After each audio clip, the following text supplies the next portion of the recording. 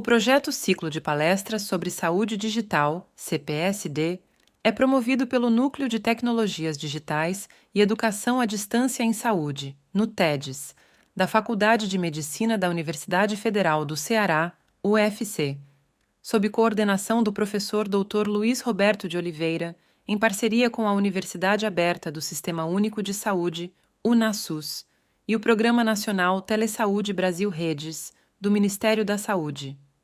Objetivos do projeto CPSD: qualificar os trabalhadores da rede de atenção à saúde, promover a cultura de práticas e ensinagem em saúde digital, prover a governança e a sustentabilidade do Sistema Único de Saúde por meio das tecnologias digitais da informação e comunicação.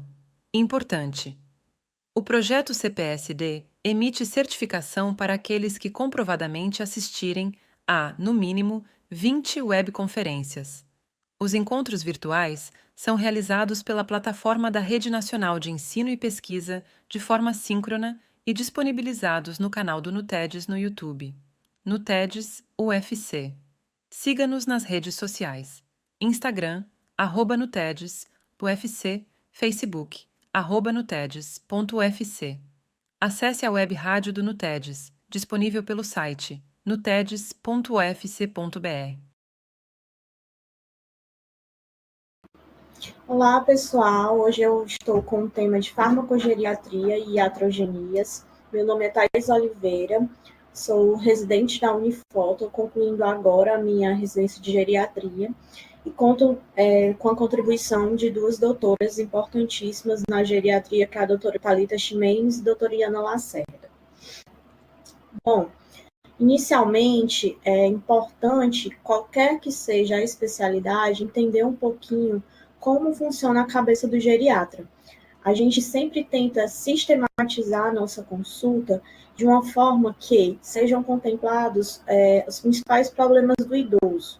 E para isso a gente tem um mnemônico, né, que a gente usa os 5 M's da geriatria, que é o mais importante para o paciente em relação à queixa dele, a mente em relação à avaliação da cognição, e aí a gente também faz diagnósticos diferenciais em relação a quadros de transtorno de humor, como depressão, alterações da questão da consciência, que sempre a gente tem que fazer o diagnóstico diferencial de delírio, e também em relação à mobilidade, né? A gente sempre quer prevenir a incapacidade de locomoção, né? Consequentemente, a gente sempre avalia esse paciente se ele tem chance de ter sarcopenia ou desnutrição, ou qualquer outro problema que traga imobilidade para ele. Sempre pautamos em relação às medicações em uso. Nós sabemos a grande frequência relacionada à lista de medicamentos desses idosos, e a multicomplexidade, que avalia principalmente o número de comorbidades que a gente tem, no caso dos nossos pacientes, né? E hoje a gente vai focar um pouquinho, principalmente nas medicações dos idosos, certo? E aí, é importantíssimo a gente avaliar o idoso quanto a seu estado funcional, certo? Se esse idoso é um idoso frágil ou se esse é um idoso robusto, certo? Existem várias ferramentas para a gente avaliar esse estado clínico funcional, né? Dentre elas, a gente utiliza a escala de Rockwoods, certo? Que é uma escala visual, mas nós temos outras que avaliam a funcionalidade, que é o CSF, certo? E isso é importantíssimo para a gente avaliar a questão da farmacodinâmica desse idoso, certo? E o uso das medicações, né? E aí, adentrando ao tema que a gente se propõe, né, que é em relação à iatrogenia, né, o conceito de iatrogenia quer dizer nada mais do que as intervenções promovidas pelo médico ou por qualquer equipe, né, de multidisciplinar, seja ela certa ou errada, justificada ou não, mas que resultam em consequências prejudiciais no contexto daquele paciente, certo? E por que é tão importante a gente tratar desse tema? A iatrogenia, sabidamente, vários estudos científicos já mostram que aumenta o tempo de hospitalização, aumenta os custos financeiros, aumenta a mortalidade desses idosos favorece ao declínio funcional e promove cada vez mais incapacidades. E a gente tenta evitar o que a gente chama de cascata iatrogênica, que, por exemplo, uma comorbidade como a osteoartrite, por exemplo, a gente começa a tentar tratar essa osteoartrite como simples anti-inflamatório, só que isso vai causar, muitas vezes, a depender do contexto do idoso, uma hipertensão. E aí, por conta do uso desse anti-inflamatório, no efeito colateral dele, a gente acaba tratando essa hipertensão como se fosse uma hipertensão primária. E isso vai desencadeando uma série de alterações no organismo desse idoso, que a gente acha que é decorrente de novas comorbidades, quando na verdade tem correlação com os efeitos colaterais dessas medicações. E é justamente por isso que a gente tem um conceito de reações adversas a medicamento. Isso é uma coisa muito importante para a geriatria, como também para as outras especialidades, mas principalmente para a geriatria. Essa cascata iatrogênica, ela tem a ver com a menor reserva funcional desse idoso, com a possibilidade de ter reações adversas atípicas, certo, a essas medicações, como também a própria manifestação atípica das doenças nos idosos. E, sem dúvida nenhuma, com alterações tanto na farmacocinética quanto na farmacodinâmica dos idosos em relação às drogas. E aí, eu vou comentar cada um desses tópicos, certo, para vocês terem um pouco de noção da dimensão desse grande problema que é a cascata iatrogênica. Primeira coisa, a gente tem drogas que têm manifestações atípicas em indivíduos idosos. Por exemplo, a amiodarona, né? A amiodarona é uma droga que é bastante utilizada em relação a transtornos arrítmicos, né? E a gente sabe que um dos efeitos dela é possivelmente causar distúrbios tiroidianos. Mas no idoso, doses menores do que que teoricamente no jovem causaria esse distúrbio tiroidiano, pode acontecer essas alterações com doses usuais, habituais, né? Outra medicação que é muito utilizada, certo, no contexto de principalmente vertigem, e que pode gerar uma reação colateral muito importante, mesmo estando na dose habitual, a sinalizina, certo? Então, é importante nós termos esse conhecimento que, mesmo estando em dose em faixa terapêutica, essas medicações nos idosos podem causar uma série de alterações patológicas e desencadear uma cascata iatrogênica. Quanto à farmacocinética, né, que a gente sabe que a farmacocinética é diferente no idoso, né, a gente tem que entender que o conceito de farmacocinética é o que o corpo faz com a droga. E esse contexto, certo, vai desde a tomada da medicação até a concentração sérica do medicamento. E a gente sabe que tem a ver com a biodisponibilidade, que é a proporção da droga que atinge a concentração sérica. Existe uma alteração também na distribuição, em relação ao volume da droga, que se distribui até chegar à concentração plasmática, e em relação à depuração dessa droga no organismo do idoso, certo? Que tem correlação justamente com a depuração da droga, tanto de forma hepática quanto renal. E aí, quando a gente fala da farmacocinética, a gente pode dividir ela em fases, desde a absorção, desde a distribuição, desde a metabolização, quanto à excreção dessas drogas, né? O que é que muda em relação aos idosos? O que a gente sabe que a maioria das drogas, né, via oral, nos idosos, a gente tem uma queda na produção do ácido clorídrico, né? Tanto naturalmente, como também os idosos já fazem uso de uma polifarmácia que usa-se de inibidor de bomba de prótons. Isso faz com que haja uma redução do pH intestinal e, consequentemente, há uma redução na absorção de várias substâncias. Outra coisa que é importante é que, no idoso, eu tenho uma redução do fluxo sanguíneo esplênico.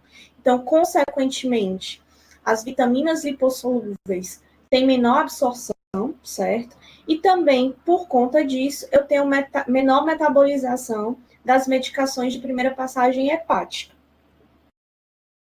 Quanto à via transdérmica, os idosos, certo, têm menor, digamos, perda na junção dermoepidérmica.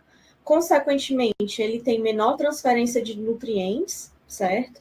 E também maior favorecimento à xerodermia. as medicações que são hidrossolúveis, elas tendem a ter menor absorção via dérmica.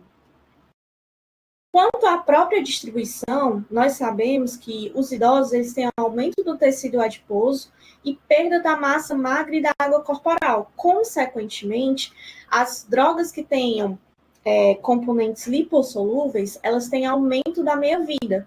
Exemplo disso, propofol, benzodiazepínico, e da mesma forma, as drogas hidrossolúveis, elas acabam diminuindo a questão da sua deposição na musculatura, como, por exemplo, a atenolol, a digoxina. Nós também temos alterações das proteínas plasmáticas, certo? Então, nós temos maiores frações livres dos fármacos. Naturalmente, o idoso, nossa principal proteína de transporte, que é a albumina, ele tende a ter uma queda da albumina. Consequentemente, a concentração sérica de algumas medicações, dentre elas a fenitoína, ela pode se encontrar em maior valor. E é importante, sempre que a gente utilizar uma droga como essa, que é a fenitoína, a gente fazer correção da sua utilização através do valor da albumina. E aí vem esse conceito, que é o de biodisponibilidade. O fato da absorção ser mais lenta, certo? Faz que a concentração plasmática máxima seja alcançada mais tardiamente. E, consequentemente, essa concentração, ela não vai ser tão alta. Da mesma forma, o fato de eu diminuir a acidez gástrica vai diminuir a absorção de várias drogas que necessitam dessa acidez. E o clínice de primeira passagem reduzido aumenta a biodisponibilidade dessa droga a nível sérico. E aí, o que é que isso traz? Por exemplo, essa absorção lentificada causa, por exemplo, o aumento da inativação da levodopa periférica. E, consequentemente, os efeitos da levodopa vão ser menores, principalmente quando administrados com medicações, ou com alimentos, desculpa. Da mesma forma, quando eu tenho um aumento da gordura corporal, eu também tenho um aumento do tempo de meia-vida de drogas lipossolúveis, que a gente já citou, principalmente os benzodiazepínicos e os barbitúricos. Já tendo uma queda da albumina sérica, eu tenho um aumento da droga livre, favorecendo as intoxicações, principalmente com a digoxina, com a varfarina, com a fenitoína, com sulfonilureias. Então, a gente tem que ter cuidado maior com essas medicações. Assim como também a queda da massa magra faz com que eu acumule maiores níveis de digoxina sérica. Quanto à nossa metabolização, ela é feita tanto em relação à depuração hepática, quanto à depuração renal, né, a excreção renal. E aí, isso vai acontecer de forma que o fluxo sanguíneo no idoso em relação ao fígado, né, é reduzido. Assim como também ocorre uma fração livre aumentada. E a gente sabe que o nosso principal citocromo, que é o P450, que ele tem uma ação enzimática em relação à metabolização das drogas, vai estar reduzida.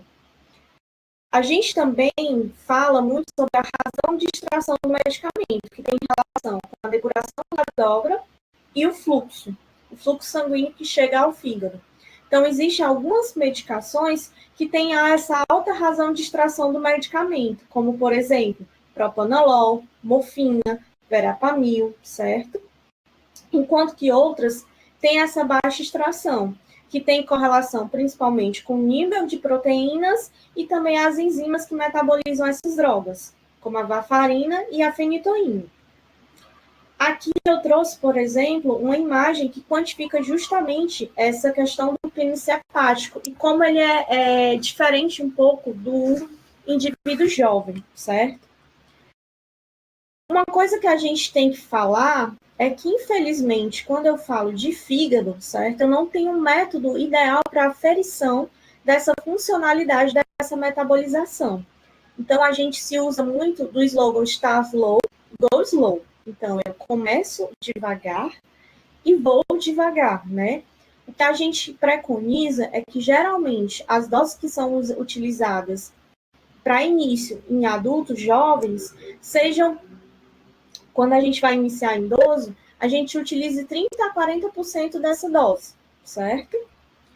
Quanto à nossa excreção, a gente tem que saber que pelo próprio envelhecimento, a gente tem uma perda de cerca de 30% da taxa de filtração glomerular até os 70 anos. E, consequentemente, isso aumenta o risco de nefrotoxicidade. E essa nefrotoxicidade vai depender tanto do tempo de exposição a essas medicações, como até reações mesmo idiosincráticas, né, que tem a ver com o próprio fármaco, né? E aí é importante que antibióticos, anti-inflamatórios, algumas medicações como metotrexate sejam avaliados quanto a essa nefrotoxicidade e, se possível, ser corrigido as suas doses de acordo com a taxa de filtração glomerular, certo? A gente tem como fórmula base, né, o clínico de creatina Korotchkov, mas hoje essa fórmula tem cada vez ficado mais em desuso, né? E ela tende a subestimar a função renal do idoso. A gente pode se utilizar, por exemplo, de novas fórmulas, como o CKD-EP, né? O clínico da cistatina, que infelizmente ainda é muito restrito a questões de pesquisa, certo? Mas isso a gente tem que ter em mente, principalmente para o idoso frágil e o idoso agudamente enfermo. O que é que isso traz uma repercussão, né? Por exemplo, quando eu tenho uma queda de 40% do fluxo sanguíneo renal, eu tenho maior tempo de meia-vida de alguns antibióticos, como os aminoglicosídeos, como o lítio, como a vancomicina, como a digoxina, certo? Da mesma forma, em relação ao metabolismo hepático, que a gente já citou, né? Quando eu tenho uma redução dessa fase 1 do metabolismo hepático, eu tenho uma maior atividade do diazepam, do alprazolam, certo? Assim como também quando eu tenho menor fluxo hepático, sanguíneo hepático, eu também tenho uma redução do metabolismo de primeira passagem, que nesse caso, certo, interfere na questão da ação de algumas drogas, entre elas o propanolol e o nitrato, certo? Quando a gente falou da farmacocinética, né, mas quando a gente está se referindo à farmacodinâmica, certo, é um conceito diferente, que tem a ver com a conexão de medicamentos com as enzimas, as proteínas e os receptores celulares. E com o envelhecimento, principalmente as proteínas e os receptores celulares, eles têm uma modificação. Nós temos tanto alterações quantitativas quanto qualitativas dos neurotransmissores. A gente tem cerca de metade dos receptores beta-adrenérgicos, que faz com que haja uma menor responsividade desses receptores. Além disso, a gente tem uma diminuição da resposta muscarínica e barro-reflexa.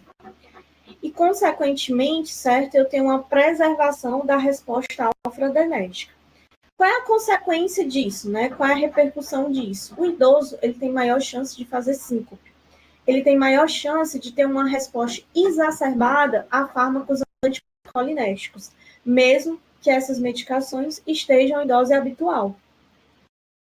Por esse efeito de redução do reflexo barorreceptor, esse idoso ele tem maior chance de fazer hipotensão postural.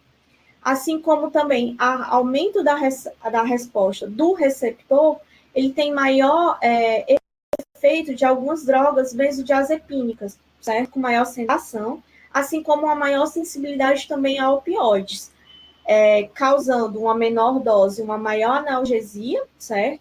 Mas também um maior risco de depressão respiratória, um aumento de risco de efeitos anticolinérgicos, entre outros. Da mesma forma, nós temos uma redução dos receptores adrenérgicos. Consequentemente, eles tendem a ter menor bradicardia com um efeito beta-bloqueador. E aí, pessoal, pensando nisso, né, nessa realidade do contexto do idoso, que a farmacocinética e a farmacodinâmica são diferentes, foram criados vários critérios, certo? Que tentam direcionar os profissionais, né, quais são as medicações mais inapropriadas, né, em relação ao uso em idosos. A gente tem os critérios de BIS, os critérios de STOP, tem os critérios brasileiros, né? E são vários critérios que foram aplicados em vários contextos, seja contexto na comunidade, no contexto de pacientes internados a nível de hospital, né? E todos eles, certo? Eles tendem a adaptar esse contexto. Todos eles têm como objetivo selecionar melhor essas medicações, conscientizar os profissionais e os pacientes sobre quais medicações possam ter efeitos colaterais importantes nos idosos, reduzir eventos adversos relacionados às medicações, melhorar a qualidade do cuidado ao idoso, reduzir os custos financeiros e manter os padrões de cuidados dos idosos. Eu trouxe aqui o critério de BI, certo? Que recentemente, em 2023, né, já faz 2 anos, ele trouxe algumas atualizações, e dentre as recomendações, alguns exemplos, né, de evitar rivaroxabana no idoso, pelo maior risco de sangramento dentre os DOACs, certo? Evitar a anticoagulação com varfarina, exceto em algumas condições como, né, a valvar, que ainda é preconizado, né? Evitar sulfonilureias e, se elas são necessárias, preferir agentes de curtação. Evitar a suplementação de estrogênio oral ou transdérmico para queixas correlacionadas à menopausa, né? Preferir nos idosos a questão do vaginal tópico, certo? Evitar a aspirina como forma de prevenção primária de eventos de doença cardiovascular, certo? E esses critérios, eles vêm quebrando vários paradigmas em relação a diversas medicações. Eu aconselho vocês darem uma olhadinha, certo? Porque realmente tem uma lista de medicações por classes que ele tem recomendações em relação ao uso em idosos. E é importante também referir que a gente tem um conceito que é o índice de carga de medicamentos, certo? O que é isso? A gente avalia o quanto aquele medicamento pode estar impactando, seja positivamente ou negativamente no paciente. No caso dos pacientes que usam anticolinérgicos ou medicações sedativas, o número total dessas medicações, assim como a dosagem diária, pode interferir tanto na questão da mobilidade da cognição, como aumento do risco das hospitalizações, o tempo de internação, as quedas. E aí eu entro aqui algumas medicações que eu coloco em destaque, como a amitriptilina, a nortriptilina, a oxibutinina, né? E não é que essas medicações não devem ser absolutamente restritas aos idosos, certo? Não significa isso. Significa que no contexto que forem indicadas, certo? Elas precisam ser bem monitoradas, principalmente a questão dos eventos adversos, certo? E aí, como eu falei, qual critério eu vou utilizar, né? Você vai utilizar a depender do paciente, certo? Porque cada critério desse foi feito para um determinado contexto, seja ambulatorial, seja instituição de longa permanência, também o contexto cultural do próprio país, né? Agora, o que é comum a todos esses critérios, que geralmente são excluídos os ambientes de hospice e cuidados paliativos, né? Então, é um ponto crítico a ser feito, né? Como eu falei, as implicações é que a gente começa a medicação, mas sempre tem o cuidado de começar devagar e evoluir devagar. Também não adianta a gente fazer doses subterapêuticas, certo? Não faz sentido. A gente vai chegar na dose terapêutica, certo? Mas num tempo diferente do adulto jovem, certo? E aí, a gente sempre tem que fazer um processo de autorreflexão quando a gente vai prescrever determinado medicamento, desde avaliar se ele tem indicação, se ele é efetivo para a condição que eu quero tratar, se ele está na dose correta, se ele está na forma de tomada correta, se essa forma de tomada é prática. Nós, geriatras, sempre tentamos associar a questão das medicações, né, às refeições, se possível, né, porque é mais fácil para o idoso associar o horário, se existem interações medicamentosas na prescrição, se essas interações podem acontecer desde em medicamentos, né, mas também de outras condições clínicas, dentre elas hipotensão postural, se existem duplicações desnecessárias com outros fármacos, se a duração do tratamento é aceitável diante dos efeitos colaterais que ele pode trazer, se existe algum outro medicamento de menor custo que traga a mesma eficácia e trata a mesma praticidade para o idoso, e se existe algum medicamento inapropriado para o uso do idoso. Então, é algo que deve ser treinado, certo? Que deve fazer prático, deve ser uma coisa realmente medular na nossa prática clínica, sempre revisar essas medicações, principalmente no idoso com polifarmácia. E vem um conceito que nós geriatras utilizamos bastante, que é justamente a desprescrição. Talvez, num contexto de determinada queixa, uma medicação foi prescrita de forma adequada, mas o idoso, muitas vezes, ele posterga muito a avaliação médica. E aí, em outros contextos, ele pode vir a utilizar aquela medicação de longa data e nunca ter sido reavaliado sobre a necessidade de manter aquela medicação. Então, é isso que nós sempre fazemos ao pegar uma prescrição de um idoso. A gente vai avaliar se aquele medicamento ainda tem uma funcionalidade no atual estado do idoso. E principalmente nos idosos frágeis, certo?